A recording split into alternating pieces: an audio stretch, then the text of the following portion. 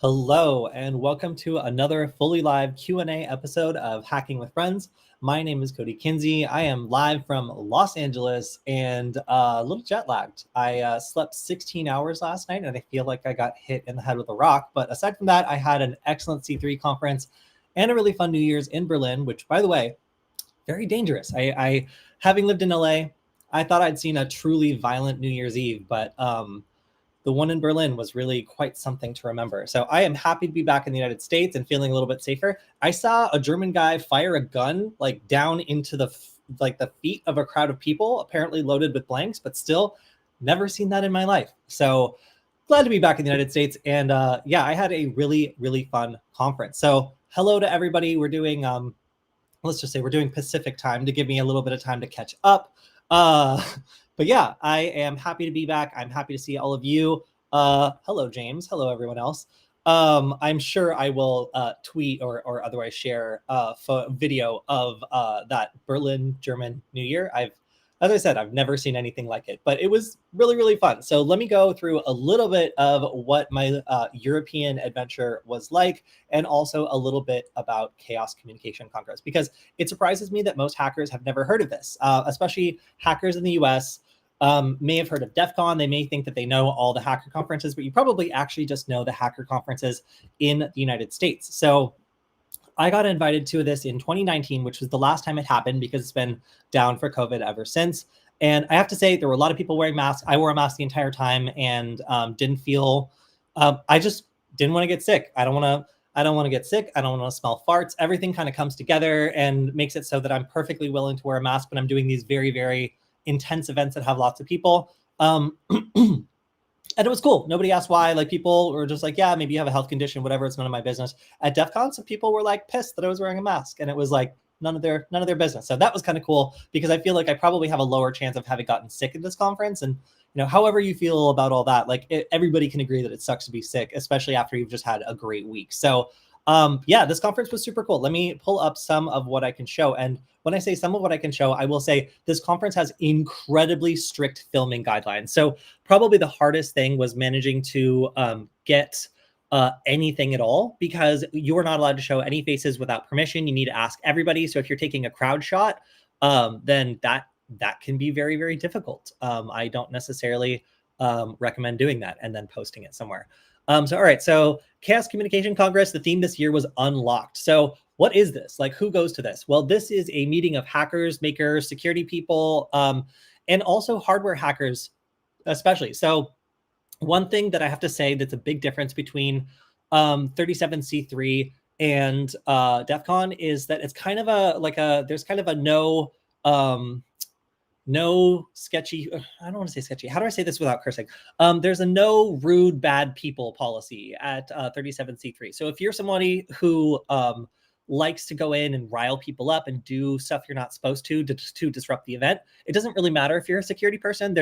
Here we go. There's a no brilliant jerks policy, I guess, where if you're making other people feel unsafe, unhappy, you're like ruining other people's con because of the stuff you're doing, then you're not welcome here. And one thing about DEF CON is sometimes people will like try out exploits and do kind of like bad, sketchy things because they're experts at that. And this is a big kind of punching bag for them. That kind of behavior, like running around the conference and deauthenticating stuff and ruining people's workshops or whatever. At DEF CON, you can probably sometimes get away with that because it's just kind of accepted as part of the security culture. But out here, it's not. And I think that's cool because it brings in a lot of artists and other people who make like electronic art or other things that might not feel comfortable at a security conference. There's a big overlap between the hacker and maker community. And sometimes those worlds actually don't mesh perfectly. And this is a conference that is meant to be inviting to both. So there's a lot less like security mess aroundness. And I found that honestly, I was one of like our group of people were some of the main people that were talking about security things, although there were some truly incredible talks. And one of the ones I have to shout out was there was someone who figured out that Polish train manufacturers were actually deliberately sabotaging the trains and software so that if they were brought to a third-party repair center and the GPS coordinate of the train was recorded at one of these 3 specific sites throughout the country, they would disable the train randomly until it was brought in for proper service to one of the approved areas. So this kind of example of a company getting caught red-handed, basically like stealing money through a racket,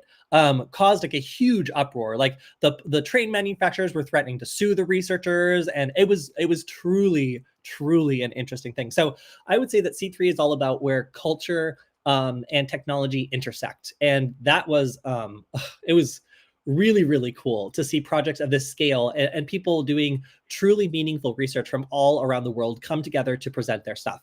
That being said, I did not go to a single talk because all of them are recorded, and my focus was on meeting as many people here as possible. So I really wanted to get in and get to know all these people that were at the conference who were like incredibly brilliant, smart, cool, interesting people that I would otherwise maybe not get a chance to meet. So that's what I was mostly focused on for this conference. And I did that by doing workshops. How many workshops? Too many workshops. So my team as a total did 7 workshops, and all of us served as helpers for each other's workshops. So that means every single person who came with me, and that was 3 other people aside from myself, so we were a small team of 4 people, either taught or assisted in teaching 7 workshops throughout the conference. And this was like a 4-day conference. So we had days where we did 3 workshops back to back to back. It was wild. And through all of that, I got to meet over 175 people. And those 175 people, I got to see all over the conference because they were involved in all these different hacker spaces and all these different places. And it was truly incredible to be able to have 175 friends baked into the conference and keep seeing them everywhere I went. So I have to say, if you're ever looking to meet a bunch of people or really get a feel for what the type of people coming to a conference are, if you have a workshop or something you can contribute, it was really awesome to be able to have all these people come to us effectively, full of curiosity and creativity, and totally willing to discuss like anything. It really was the best of hacker culture, I have to say. So yeah, I really pushed myself a little harder than I think I should have this season, but our team was able to handle it. And I also got to deliver a talk on microcontrollers in education that was well attended by people who are in education. So these are people who were able to try, using microcontrollers before, but maybe ran into the same of the problems that I had and then managed to overcome. So getting to talk other educators through what it's like to use low-cost microcontrollers in something like the cyber camp that I taught in Montana, that's really what I wanted to do. And I felt like I got to accomplish it. So it was awesome. Robert says, hey, this guy looks like Nullbyte. I am Mr. Byte himself. Yes, actually. Thank you. Thank you for noticing. Yeah, what's funny, and this is quite a contrast, is at DEF CON, I cannot walk. I cannot walk anywhere. When I try to go to the bathroom or I try to like leave the table that we're at, I instantly get like recognized, and then people like say hello, and it's cool, but it's a little overwhelming sometimes. So I'll have like a mask on, I'll keep my hat down if I really just need to like pee and come back to get to work real fast. But it's so cool to see so many people who do recognize me. At C3, I forget that I ever had a YouTube channel. Europeans go to other places for security, I guess. I don't know. Or maybe it was just that there were more makers here. But I think I ran into like 4 or 5, maybe 6 people that recognized my voice when I was doing a talk. And of course, I was wearing a mask, so I was playing on hard mode. But in the US, it did not matter. I could like wear a mask, whatever. Like people just recognized me. Like there was no way around it. At C3, like people didn't really recognize me. I felt it was pretty cool. I felt very low key. And then when I took off the mask and did my talk, like a bunch of people came up who had seen my YouTube stuff, and that very much made me happy. I kind of like it just like, it's weird because at one conference, I'm so used to being recognized that I'm constantly having my friends like walk in front of me or something, because like, it's not that I don't want to talk. It's just sometimes I got to get somewhere and I don't want to be rude. And it feels bad when someone comes to me full of enthusiasm. I'm like, I have to pee so bad. Like I want to talk to you, but I just got to go. Yeah, so it was cool to be able to like walk around the whole conference, introduce myself, and have people be like, I don't know, okay, that sounds cool. And then be able to show them a video I had that has like, like however many million views, like, oh, okay, like that's kind of cool. So my power level was not revealed to anybody around me immediately. And that was kind of it's strange to say, that was kind of a new experience too, because again, there weren't as many security people here. This was much more of like a hacker, as in maker, as in creator, as in all these other meanings of the word, rather than just security like we see at DEF CON. So Super, super cool. So I'm going to show you guys the kinds of photos that I can share. Let me pull this back up. Yes, and thank you for noticing that I am null byte. I thought you were null and we were the bytes. Yes, this is actually canon. So I am talking to the company that currently owns the null byte channel after the original owners of the null byte channel went bankrupt. That's not me. That's Wonder How To. I was creating it while I was working at that company when I just kind of got my start in security. So if we do combine, then yes, I will indeed be null again, and you will be the bytes. Okay, so let's show what I can show. So this was a picture of the venue, but you can't see any of the people, unfortunately, because they are forbidden. At some point, I'm going to go through and have a program blur all the faces so that I can start showing you what this looked like. But you know, it was kind of a dark, spooky area with all these beautiful fixtures, and this was just one room. There was 3 floors of this. The entire conference was absolutely huge, and an exterior shot of the building. Here we go. It looked like this. So it was in the middle of Hamburg. You walked in through down here, and then our area was like way deep in the back. But there was also this floor and this floor and this floor. So there was tons of stuff going on. And then this big central area where you could get a kind of walk around and meet people. And there was some art and other cool stuff. Some like kinetic art was hanging from the ceiling where like these mirrors were like slowly rotating around and causing like light to be, beams of light to be reflected through mist. And it all looked super cool and artsy. So once you're inside, you can see a bunch of like public art like this. And these are just a bunch of like, you know, like recycled material being put together to make jellyfish. And then finally we went over to our area where we started doing workshops. So this was the first workshop I did. It was creating these hex lights. And this workshop took up about 75% of the space in my bag. So what is this? Well, this is a 3D printed hex light where when you put it all together, you're able to control it over Wi-Fi. Okay, and I got to cut that so I don't get people's faces, but you get the idea. So it lights up, it animates, and carrying these 3D printed parts in my backpack took up, yeah, like 75% of the space because I had to bring these foam core boards for them to stick this to and cut out to give like a backing to it. And yeah, it was a lot to carry. So this was my very first workshop. People really enjoyed it, and I feel like I could have done this like maybe twice or just brought more of them or something because people absolutely wanted to make more of these. And I ended up bringing a bunch home because I ran out of one of the components I needed to make it.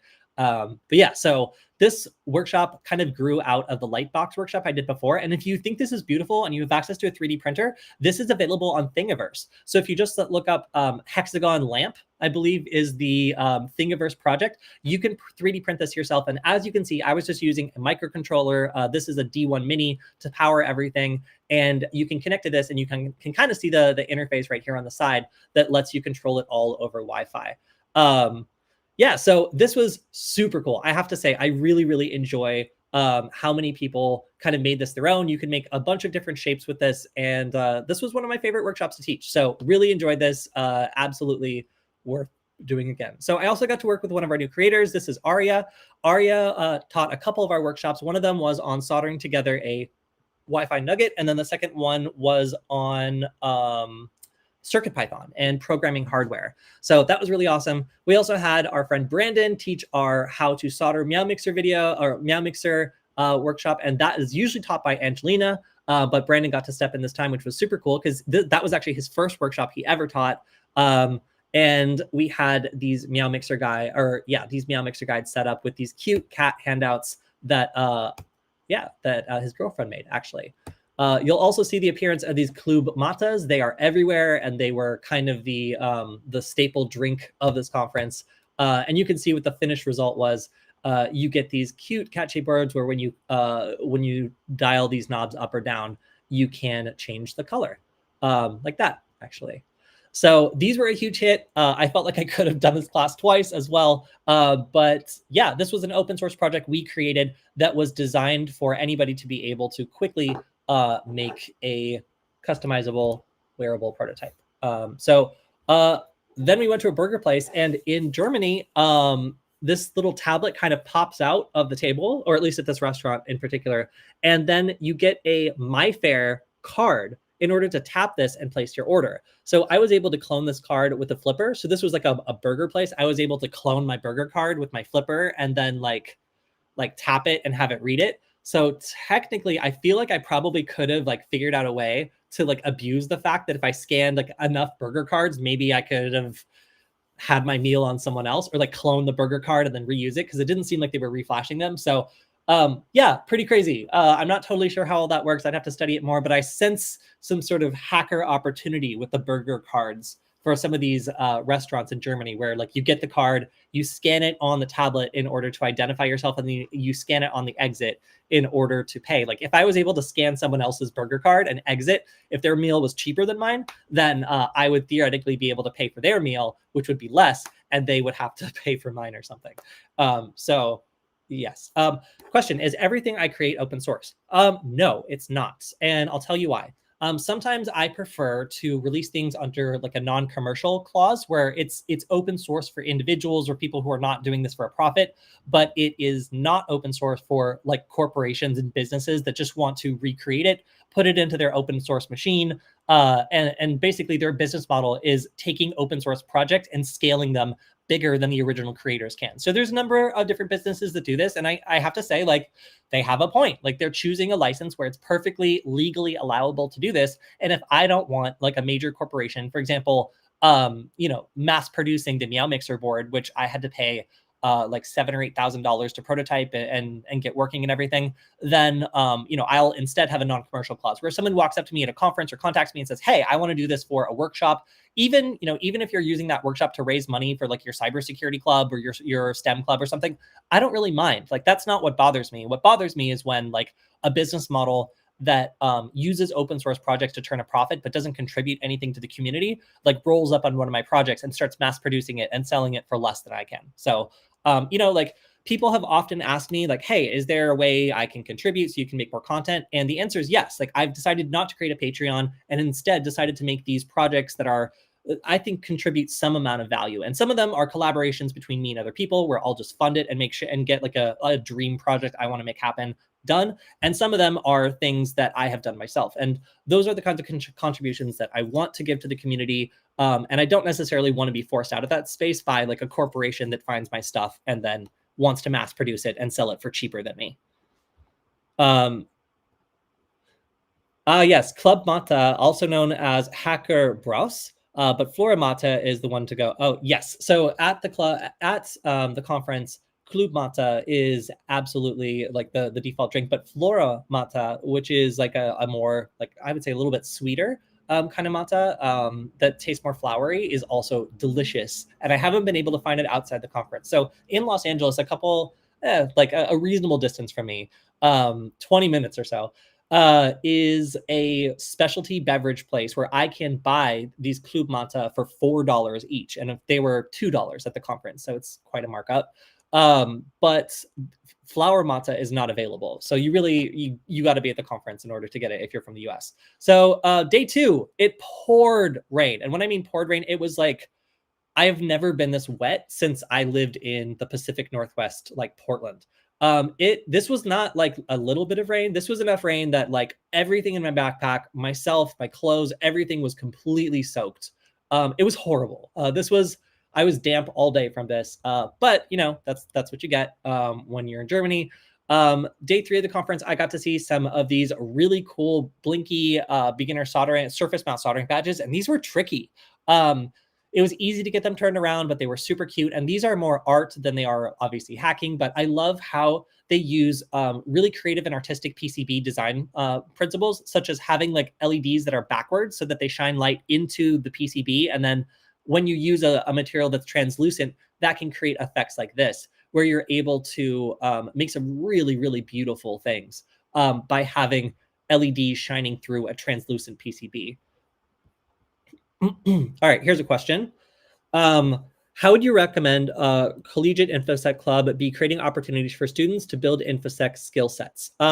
Number one is, if you're already in school for cybersecurity, or you're pursuing it, both privately and in school, if you can teach workshops on the things that you are learning. So learn something, great, turn around and teach a workshop about it. And if you can get some outside money for it, typically works workforce development grants, and the part of your school that's dedicated to developing workforce training.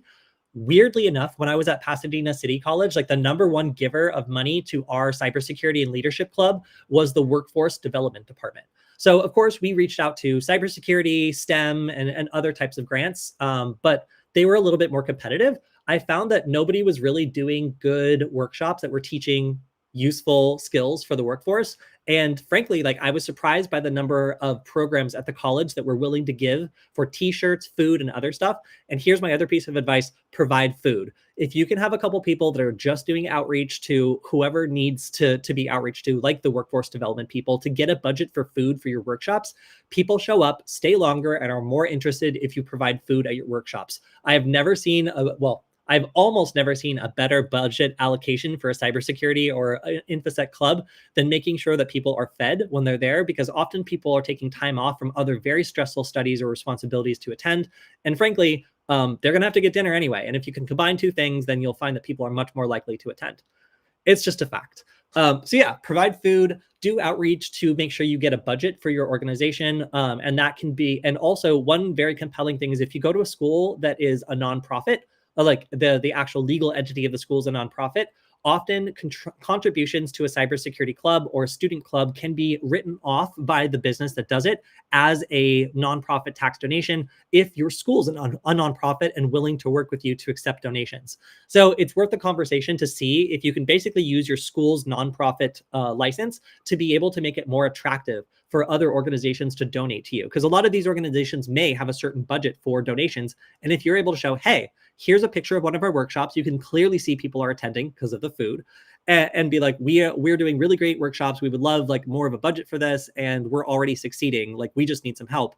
That's the kind of organization that a lot of these businesses will donate to, because they're guaranteed to get a photo op out of it, frankly. Like, and that's really something that they want for marketing and other stuff to show that this money is going somewhere good. So if you have someone who's good at taking photos and you get the consent of people in the workshop to take photos, full workshops because of food plus photos of that workshop equal grant funding, especially if you can guarantee those sorts of photos for businesses that are considering donating to you. And also you can, with the assistance of your school, accept their donations like for a nonprofit. That might introduce a little bit of bureaucracy. So there's other ways around it, but those are some tips that I have that made my time in student leadership a lot more profitable for the organization I was working for, because students often are too shy to ask for money. And that's a huge disadvantage for these sorts of workshops. The kind of people with business skills typically go into business degrees.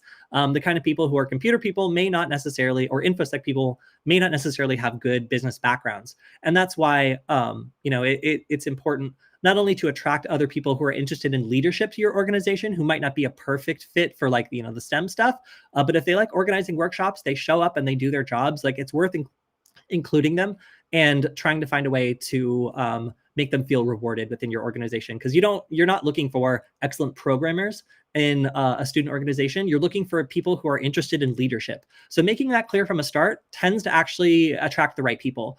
That would be my advice. In northern Germany, they say a bit of humidity in the air. Yeah, everybody seemed completely used to it. It was only emergency for like me and other people who were not used to that kind of downpour. So yeah. Let's see. Have you seen Junct Hack youth clubs in the conference? Do you have something like that in the US? So I did not see as much of a focus on like kids and stuff in most of the US-based conferences. In Germany, there was a kids day. This was, I believe, the second day, which is when we did back-to-back workshops. And upon setting up my workshop for the day and having a bunch of adults show up for it, and that day we actually did have a kids workshop scheduled. It was the next class. A man came up to where I was presenting, and he started shouting at me in German. So I would there's 12 to 20 people like kind of milling about or setting up, and then me in the front of the class with like my stuff on the projector. And this guy just came up and shouted at me for like 2 minutes, like without pausing at all, talking about the kinder and like such and such. And he was extremely upset. So like he's just like shouting directly at me, looking directly in my eyes, and I do not speak any German except to say I do not speak German. So on and on and on, and like the people in the class are reacting. They're like, no, get out of here, and kind of reacting. But I still don't know what he's yelling about. And then finally he gets to the end, and I don't respond because like I didn't understand what he said, and he gets really mad. He's like, hello, and like starts like really like demanding a response. I'm like, I'm so sorry, buddy. I don't speak German. Like, is there a problem? And then everybody else in the class starts yelling at him, and then he's like, and he walks away. And later they told me that it was Kids Day, and that because my specific workshop was not for kids, he felt like I was like violating the spirit of Kids Day. And like, I didn't ask for this day. I was just assigned this day. I proposed the workshop, and then it was like scheduled for me. So like, he's kind of yelling at the wrong person and also in the wrong language. So, that was quite an experience. I guess like it's not a trip to Germany unless you get full on yelled at in German for like 2 minutes continuously, like not understanding an entire word. And I seem to remember something like this happening to me the year before. So yes, I am aware of Kids Day because it was the reason why I got yelled at. And no, I have not seen this much of a focus on integrating children into other conferences. I've seen DEF CON become a lot more kid friendly because previously it was kind of seen as like either frowned upon or like a little weird to bring your kid to DEF CON. But the last couple of years, I've seen a lot of people do it, and it's become a lot more like kid friendly. But C3 was on a whole other level. There were areas specifically dedicated to kids, and there was a whole day where someone was passionate enough about it to yell at me for teaching one adult class that day. So yeah, I have not seen that level of passion duplicated in the United States. All right, so some more things that I saw at C3. Let's go through them. Amazing laptops, laptop stickers. So I saw more of just like the really well thought out, excellent like security style layouts, and of course some really chaotic like maker laptops as well. But I have to say, I saw this null one. I was like, I'm taking a picture of this one. Yeah, and I was just very impressed by these. So if you're the person that let me take this picture of your laptop, I believe you are now in our Discord server as Mustache Guy. Then I have to say I truly appreciate the number of cats on this. Was for one very attractive to me, and then this null. Also, MCH is like a Dutch like hacker conference, may contain hackers. So that's another one that I'm looking forward to checking out. That's not in the United States. This was me attempting to defeat the lockpick challenge. I did not have a good time. It was quite hard, and I didn't do it. So after trying this for like 5 to 10 minutes, I was just like, it's not happening.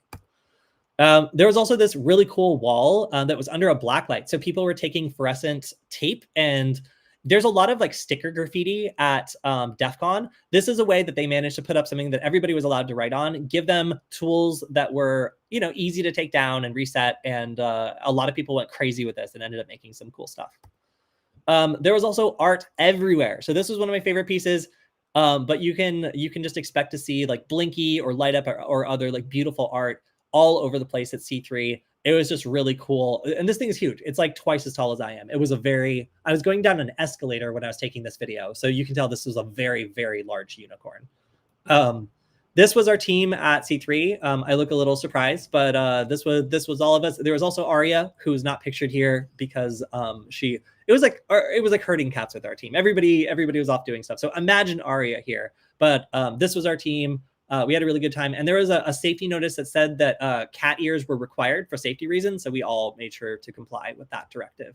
There's also a lot of stuff just around just like stickers on the wall. This was one of my like favorite ones. I don't know what this means, but I approve of it. And then the number one materials takeaway I had from this conference, and often I'll go to these conferences with the intention of learning something about materials and how I can use everyday materials to create interesting effects. So these were like insulate or like ducting for air like stuff. So this is like very thin, like translucent white plastic tubing that I've seen numerous times at Home Depot. It made the most incredible diffusers, and I have to say it's so pretty. It was so cool. I absolutely love to see stuff like this. So I love art. I absolutely love new ideas for using materials, and this was one of my like must go to conferences for learning how to create these incredible public art effects. So I have to say, if you love art, this is absolutely the conference for you. And it was an experience like that is on par with any that I've been to. So I would say if you have the ability to attend a conference outside the United States, I know it's not easy for everyone. Some of my friends had more of a difficult time than others getting in. But I got to see some of my European friends for whom it's very difficult to make it to United States conferences.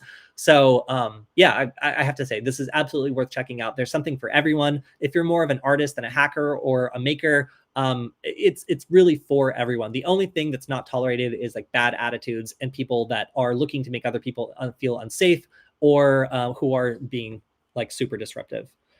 Let's see. All right, so one question is, we have a security lab we are working on building out attack defense labs to practice with. Our struggle has been getting the expertise for consistent workshops. Yeah, that is really difficult. So one thing that I recommend, and that's kind of taken off for me, is the Wi-Fi deauthor is a tool I have embraced in the various things that I make as being really, really helpful for teaching Wi-Fi attacks. So this is the Wi-Fi nugget on the back. It's got an ESP8266. And I work with like clubs and stuff to like do like basic costs if they want to do workshops and stuff with this board itself. But if you're on a budget, you can buy just this microcontroller from AliExpress for like $1.80. And if you're willing to wait for a month, then that allows you to do some of the Wi-Fi hacking self-defense classes that I teach, which are like outreach classes to the community and to people who might not be that interested in cybersecurity, that really like just like blows their hair back and like gets them being like, oh my God, like this is something I want to learn more about, or maybe this is just something I have to learn more about to feel like I understand how this works. So I did 2 Wi-Fi hacking self-defense classes while I was at the C3 conference. And if you join our Discord server and reach out to me, I'm happy to share these slides so you can use them in your classes, like cut them up or whatever. But if I was like, let's say that I'm a security lab or I'm a school, the club that has a security lab that you're trying to attract people to, right?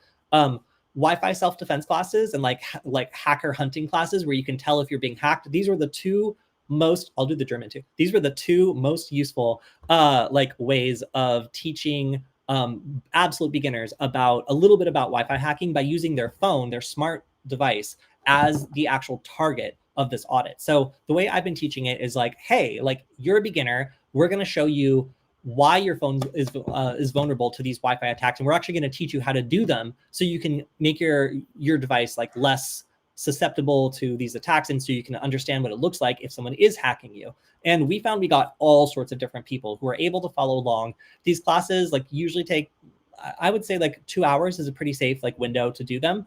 But it really gets people set up with understanding what like Wi-Fi self-defense looks like, what a basic attack looks like, and then you can start seeing if they're interested in more.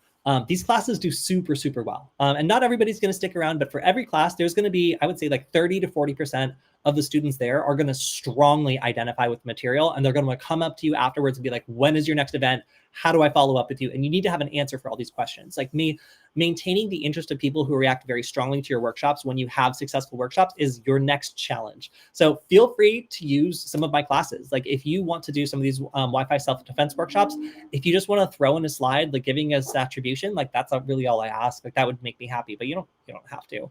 I have most of these slides available on my GitHub repository. And then again, if you join our Discord server, which you can find on nugget.dev, nugget.dev, there's a link on there. I had to stop using the old link we were using because someone kept like including it in spam email because I didn't set up sender protection framework on it. So it was reported for spam and taken down for the 3rd time. But nugget.dev is working. So you can just go there and then use the Discord server link in order to get in touch and just ask me. All right. I was ruining Kinder Day. No, I wasn't ruining Kinder Day. I just got scheduled in the beginning of the day for my workshops. I had no role in scheduling or anything else. And everybody else was doing kid stuff. And my very next class I was teaching was actually a beginner/kids class. So I think he was just looking for some acknowledgement, and I delighted in not giving it to him. What, you have no response? Yeah, that was the last thing he shouted at me, I imagine, in German before switching to just hello. Yeah, and I should have probably just showed him my stickers. Let's see. Oh God, I have not seen your show in a while. It's just like how I remember. Hope everything is going well. Yeah, no, I'm super happy after this workshop. Yes, a volumetric horse. It was quite beautiful. Um, any thoughts on the Mandiant Twitter account getting hacked? No, not at the moment, but there have been a lot of security companies that have been experiencing like embarrassing or like other sorts of breaches in the near future. I'll probably go into some of them on the Friday stream. Is making tools from scratch pointless in 2024? No.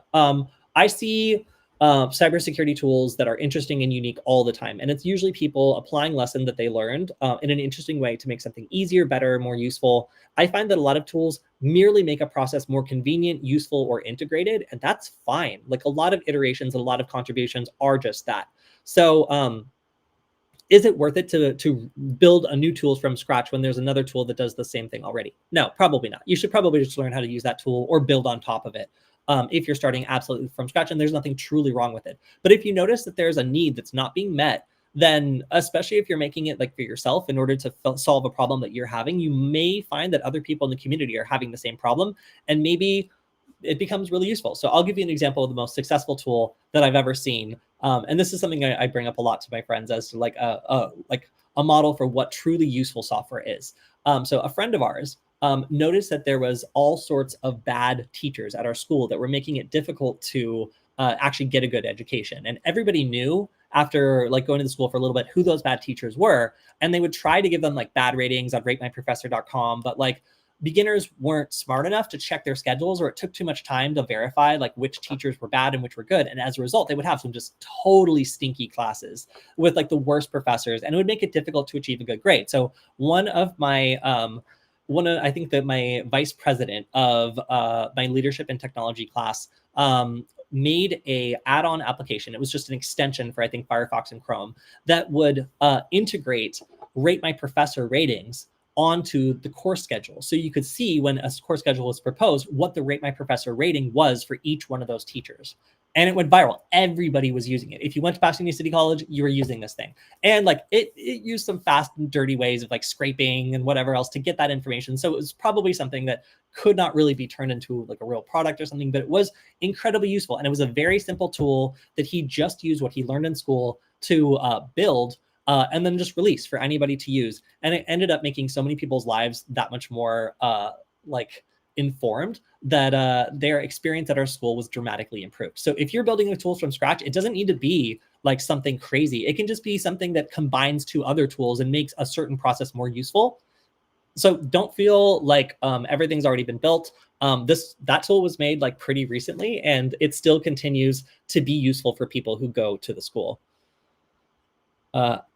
Yes, Happy New Year. I have to say, if you didn't hear it in the beginning, I went to one of the hackers who organized the entire conference. I went to their place in Berlin with some of my friends for New Year's, and it was the craziest New Year's I've seen. They told me it was like a third of what it normally was in terms of intensity, because there was a big police response and a lot of like tension because of protests there.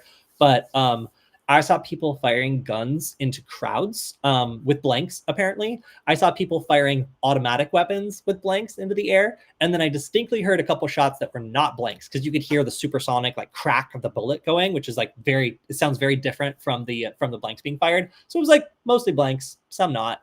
Hopefully all the not blanks were just into the air, but also the sheer volume of fireworks was, I've seen it before, just not in the intensity and the density there. So like going to like some of the areas of Los Angeles that have a lot of illegal fireworks, like they'll do it for like hours and hours after, but this was like compressed kind of into like a burst of intensity and violence, where there was just fires everywhere from burning out firework containers, shots coming from everywhere, like fireworks everywhere. And then when the emergency services and police would come up to ask people to please stop firing so many fireworks, all the other firing positions would triangulate on the police and start firing from like 3 different other locations until the police would just get back in their vans and retreat.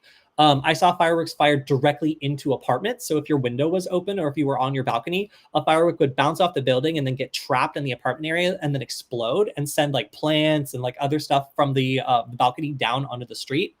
It was nice. I enjoyed it. I thought it was really cool. But the worst case scenario is you have your hood up and a firework goes into your hood and then explodes and like deafens you or like takes off a chunk of your skull or something. So you really like, I noticed like locals had certain, like some of them had like umbrellas to try to shield themselves, and like everybody had their own strategy. Most people seem to enjoy the hide behind a metal shutter strategy. It was crazy. So yeah, if you haven't been to a New Year's in Berlin, I can definitely recommend it, unless you are like a veteran, a dog, or anyone else that's afraid of very, very loud, repeated explosions and gunfire. All right. Love your work. I want to know if you have any suggestions for getting into reverse engineering. So I don't do reverse engineering myself, but I have a number of friends who do. And Marcus Hutchkins, aka Malware Tech, has done a number of like beginner guides on using like Ghidra or like other free reverse engineering tools to try it for the first time and know what you're seeing. So a guide on just getting interested in the process and like learning how to go through the process of analysis, I think is really the best place to start. Again, this isn't something really I know how to do. I've seen other people do it, and I understand like the high level of it. I've watched a couple of Marcus's guides, and I feel like that's where I honestly got the best education from it. So I would recommend my friend Marcus for getting started on reverse engineering. That's his thing, and he's very good at it. And he's put out some good content around how to get started. And Curtis says, learn Ghidra, I think. Yeah, that's what the NSA wants you to do. But yeah, aside from Ghidra, there's some other tools out there that are also pretty good that Marcus goes through. I don't remember them by name, but I remember Ghidra was one of like 3 different tools. And there were some other ones that were free that you can still use that are great for getting started. I think they use Ghidra to hack the train. Yeah, once people get up to, I hear that like, and this is just remembering a YouTube video that you could go look up and know more accurately than me. But I remember hearing that Ghidra was like very powerful, but not necessarily beginner friendly. And then there were a couple other ones that were like nice for beginners that were also available for free or with like maybe like slightly limited functionality. But yeah, so definitely some stuff out there to check out. Let's see. Hello, I saw Pirate Software stream the game Grey Hat. Do you think games like that are a good way to learn ethical hacking? I actually haven't seen it, so I would only be speculating. Oh yeah, here's the other thing.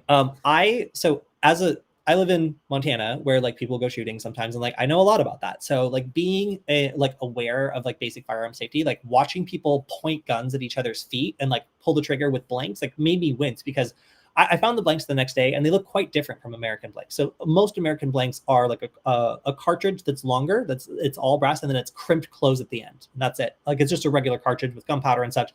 And as a result, it's quite dangerous to shoot it because the gunpowder has a lot of unexploded particles and other things. And if either anything is lodged in the barrel or even just that overpressured blast, because it's very, very loud. It's like the same load as like a normal shot. There's just no bullet in front of it. So it sounds quite similar, except there's no crack at the end.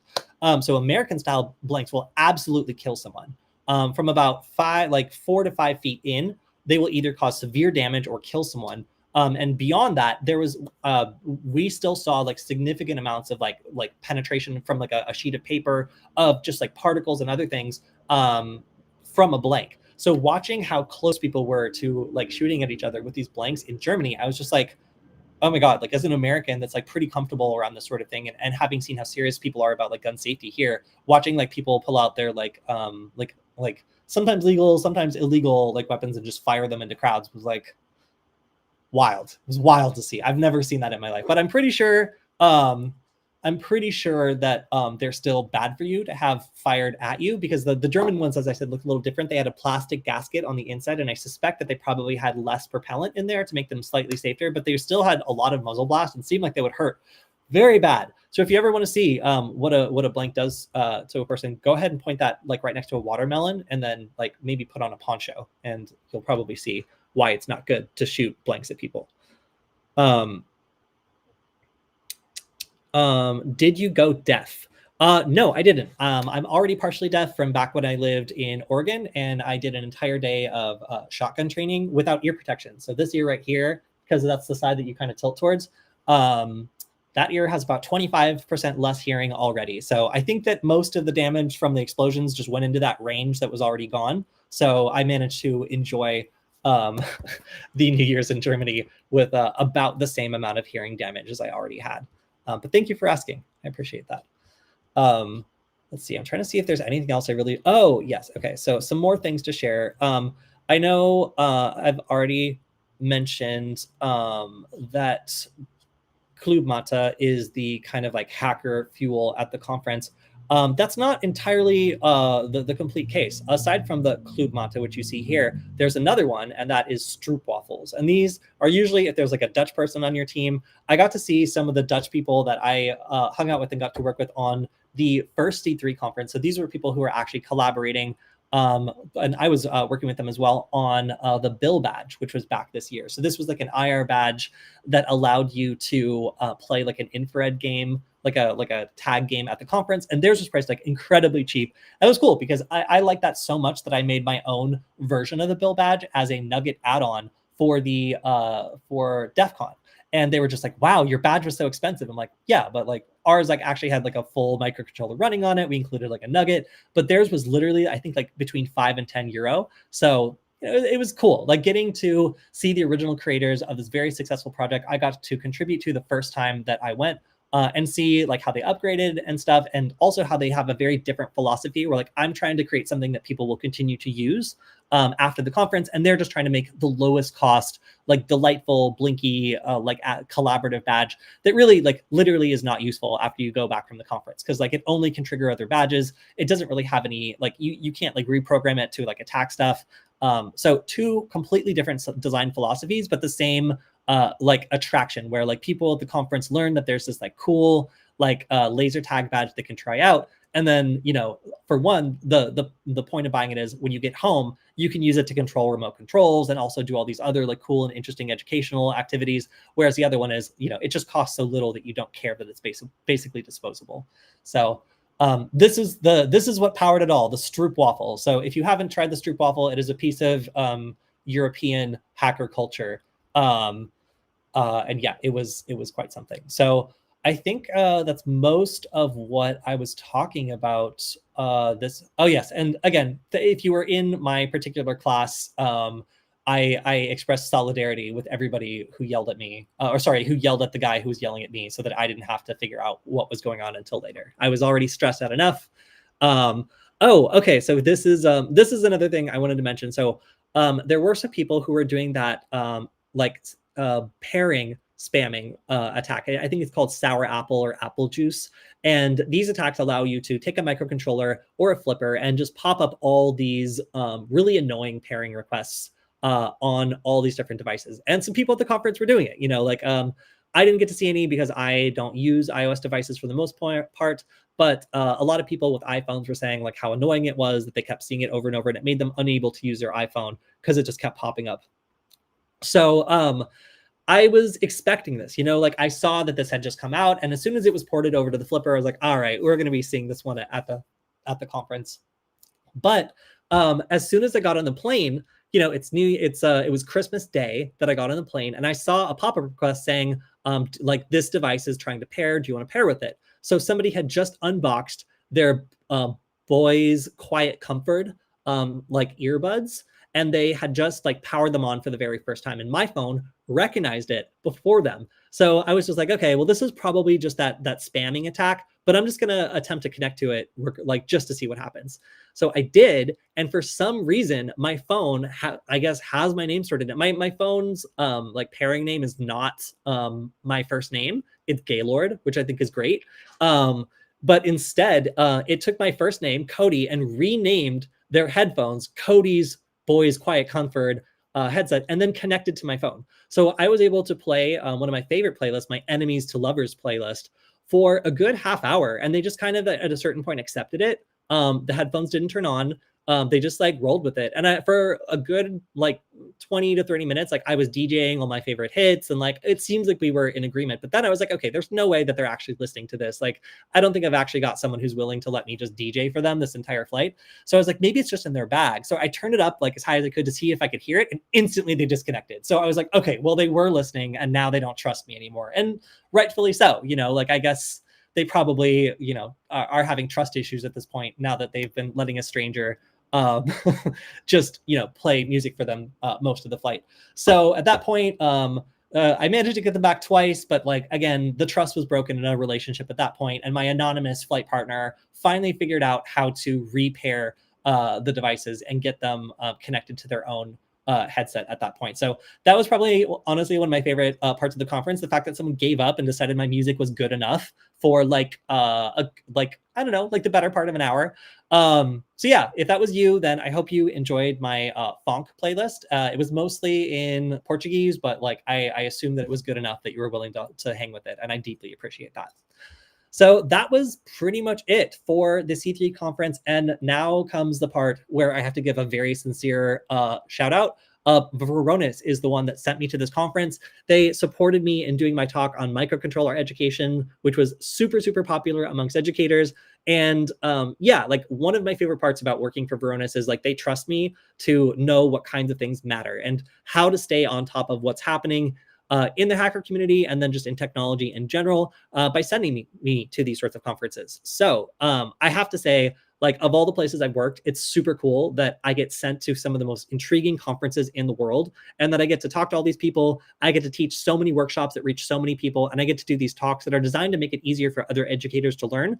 None of this would have been possible without the help of Varonis, and specifically my manager Nicole at Varonis like was an absolute like amazing person at understanding that I wasn't going with like a full production team and wasn't able to make as much content as I wanted to, plus like all these restrictive film policies, but also being able to attend this and meet people that I'm going to be reaching out to for the rest of the year. I'm going to be bringing on the stream as guests, and frankly, just kind of amaze me with all the cool and interesting stuff they do. So if you want to help out the stream, you can always go to varonis.com/Kody. That's varonis.com/KODY. They check to see how many people are clicking this link. It's a good way to support the stream without paying anything. And it helps send me to these awesome places so I can come back and show all of you all the cool stuff that's happening there. So I have even more. We're going to be making some YouTube videos on the stuff that I found there, including this really cool flower badge. So this flower badge took a bit of negotiating for me to get, but it was absolutely worth it. So if you're Natalie and you're the one that helped me get this badge, like I'm gonna do it justice. We're gonna put it together and we're gonna learn. But this is a MicroPython powered badge that is absolutely a work of art. It is beautiful. It is cool.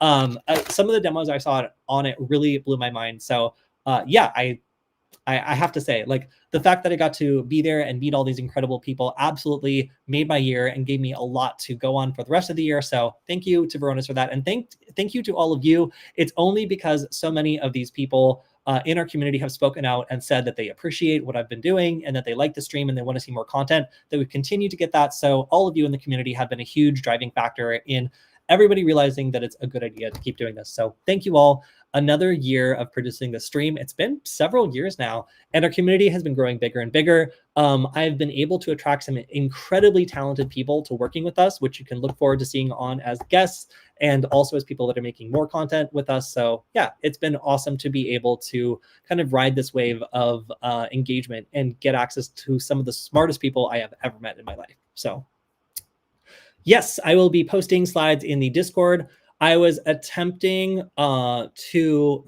wall of flippers is being used to find bad flippers now. Good. That's good. But yeah, I will be posting these slides on my GitHub repository and also pop them into our Discord, which you can find on nugget.dev. The link is there. Let's see. And did I give any talks? Yes, I did. I gave a talk on unlocking microcontroller education for cheap. It's a talk on my case, basically case studies of me either applying for grant funding or getting grant funding to do microcontroller powered classes, and then all the lessons I learned, like what worked, what didn't work, and what I would do, what I'm going to do the next time I do it again. So yeah, that should be very useful for anybody who's considering doing their own workshops. Yeah. All right, so that's going to be all we have for today. I'm looking forward to produce some more content on the C3 conference and tell you all about the awesome stuff I found there. Look forward to some stuff on the flower. And then we're also going to be doing probably a hacker's guide to the C3 conference, which is like a very compressed version of this, but full of videos of the conference. We just got to blur faces because they're very strict about that. But I have to say, I appreciate the kind of assumption that privacy is paramount at this conference. You don't see people taking big wide shots anywhere. You'll see a couple people like snapping pictures of stuff, but generally everybody was really good for asking permission and making sure that everybody involved in those pictures was comfortable with that and making sure that it felt like a safe place for everyone.